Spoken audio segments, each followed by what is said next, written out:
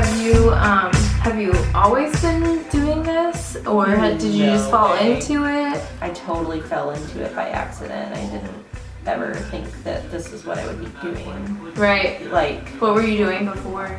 I was doing advertising and marketing for, a few years, like out of college. Like, I had one really bad like corporate stint for a couple of years and got laid off, and I was still having a really tough time like landing anything permanent. And so, naturally, like Fable Lore just kind of evolved, like over a period of like a couple years, like really messy gray area. Like, well, I'm like underemployed right now. I'm just kind of gonna like do more of this, I guess.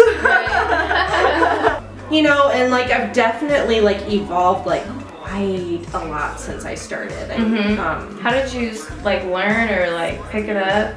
Just on your own? Kind of just on my own, just kind of finagling stuff and messing around with it. Because like that kind of creates almost more of a challenge. Right. Because you have to make a statement and make it different, without very many elements involved. Right. So, it's very like thoughtful process.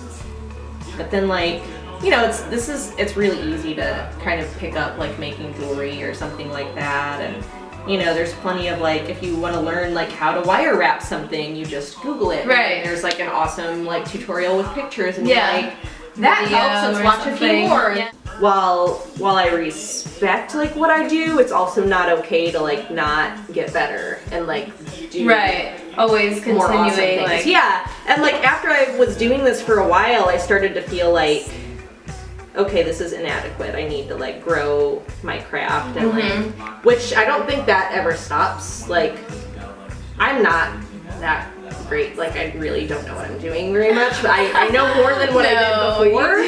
You know what I mean? You look like you do at least. No, now I can do like a few like pretty cool things, like saw metal, and like it's just like kind of like venturing out to like different areas that you haven't tried before. That's fun. Exactly. And here's the thing: whether you agree with it or not, or whether you like it or not, like it doesn't.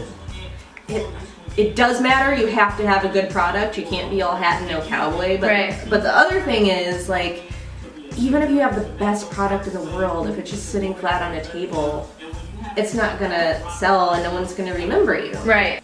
If you're selling stuff, I feel like it's important for you to like make it not just stuff. Yeah. Because like, well, you display your stuff at shows very well. Thanks.